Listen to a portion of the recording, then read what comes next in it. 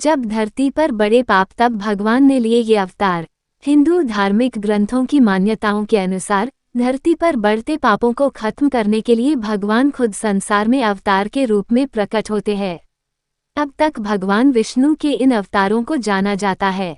गीता में चौथे अध्याय के एक श्लोक में भगवान कृष्ण ने कहा है, यदा यदा हि धर्मस्य ग्लानिर्भवति भारत अभ्युत्थानमधर्मस्य तदात्मान सृजाम्यहम्। इसका मतलब है, हे भारत, जब जब धर्म की हानि होने लगती है और अधर्म बढ़ने लगता है, तब तब मैं स्वयं की रचना करता हूँ, अर्थात जन्म लेता हूँ। मानव की रक्षा, दुष्टों के विनाश और धर्म की पुनः स्थापना के लिए मैं अलग अलग युगों कालों में अवतरित होता हूँ। तो आइए जानें श्रीहरि के दशावतारों के बारे में। एक मत्स्य अवतार। मत्स्य अवतार भगवान विष्णु का पहला अवतार है। इस अवतार में विष्णु जी मछली बनकर प्रकट हुए थे। मान्यता के अनुसार एक राक्षस ने जब वेदों को चुराकर समुद्र की गहराई में छुपा दिया था, तब भगवान विष्णु ने मत्स्य अवतार में आकर वेदों को पाया और उन्हें फिर स्थापित किया। 2 वराह अवतार। वराह अवतार हिंदू धर्म ग्रंथों के अनुसार भगवान विष्णु के 10 अवतारों में से तीसरा अवतार है। इस अवतार में भगवान ने सुअर का रूप धारण करके हिरण्याक्ष राक्षस का वध किया था। 3 कच्छप अवतार। कूर्म अवतार को कच्छप अवतार भी कहते हैं। इसमें भगवान विष्णु कछुआ बनकर प्रकट हुए थे। कच्छप अवतार में श्री हरि ने क्षीरसागर के समुद्र मंथन में मंदर पर्वत को अपने कवच पर रखकर संभाला था। मंथन में भगवान विष्णु, मंदर पर्वत और वासुकी सर्प की मदद से देवताओं और राक्षसों ने 14 रत्न पाए थे। 4 नरसिंह भगवान। ग्रंथों के अनुसार भगवान विष्णु के 10 अवतारों में से चौथा अवतार नरसिंह है। इस अवतार में लक्ष्मीपति नरसिंह मतलब आधे शेर और आधे मनुष्य बनकर प्रकट हुए थे। इसमें भगवान का चेहरा शेर का था और शरीर इंसान का था। नरसिंह अवतार में उन्होंने अपने भक्त प्रहलाद की रक्षा के लिए उसके पिता राक्षस हिरण्यकश्यप को मारा था। 5 वामन अवतार। भगवान विष्णु 5वां अवतार है वामन।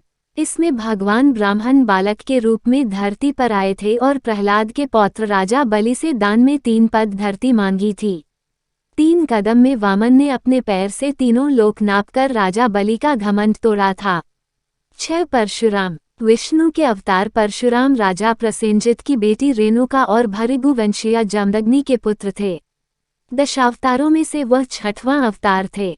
जमदग्नि के पुत्र होने की वजह से इन्हें जामदग्न्या भी कहते हैं।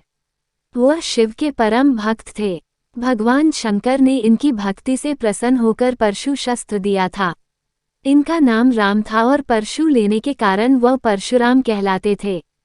कहा जाता है इन्होंने क्षत्रियों का कई बार विनाश किया था। क्षत्रियों के अहंकारी विध्वंस से संसार को बचाने के लिए इनका जन्म हुआ था। 7 श्री राम। विष्णु के 10 अवतारों में से एक मर्यादा पुरुषोत्तम भगवान श्री राम हैं। महर्षि वाल्मीकि ने राम की कथा संस्कृत महाकाव्य रामायण में लिखी थी। तुलसीदास ने भक्ति काव्य श्री रामचरितमानस की रचना की थी। राम अयोध्या के राजा दशरथ और उनकी पहली रानी कौशल्या के पुत्र थे। 8 श्री कृष्ण। यशोदा नंदन श्री कृष्ण भी विष्णु के अवतार थे। भागवत ग्रंथ में भगवान कृष्ण की लीलाओं की कहानियां हैं। इनके गोपाल, गोविंद, देवकी नंदन, वासुदेव, मोहन, माखन चोर, मुरारी जैसे अनेकों नाम हैं। यह मथुरा में देवकी और वसुदेव के पुत्र के रूप में प्रकट हुए थे। श्री कृष्ण की महाभारत के युद्ध में बहुत बड़ी भूमिका थी। वो इस युद्ध में अर्जुन के सारथी थे। उनकी बहन सुभद्रा अर्जुन की पत्नी थी। उन्होंने युद्ध से पहले अर्जुन को गीता उपदेश दिया था। 9 भगवान बुद्ध। भगवान विष्णु के दशावतारों में से एक बुद्ध भी हैं। इनको गौतम बुद्ध, महात्मा बुद्ध भी कहा जाता है। वह बौद्ध धर्म के संस्थापक माने जाते हैं। बौद्ध धर्म संसार के 4 बड़े धर्मों में से एक है। इनका जन्म क्षत्रिय कुल के शाक्य नरेश शुद्धोधन के पुत्र के रूप में हुआ था। इनका नाम सिद्धार्थ रखा गया था। गौतम बुद्ध अपनी शादी के बाद बच्चे राहुल और पत्नी यशोधरा को छोड़कर संसार को मोहमाया और दुखों से मुक्ति दिलाने के मार्ग पर निकल गए थे।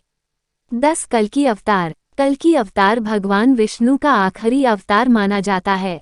कल्कि पुराण के अनुसार श्री हरि का कल्कि अवतार कलियुग के अंत में होगा।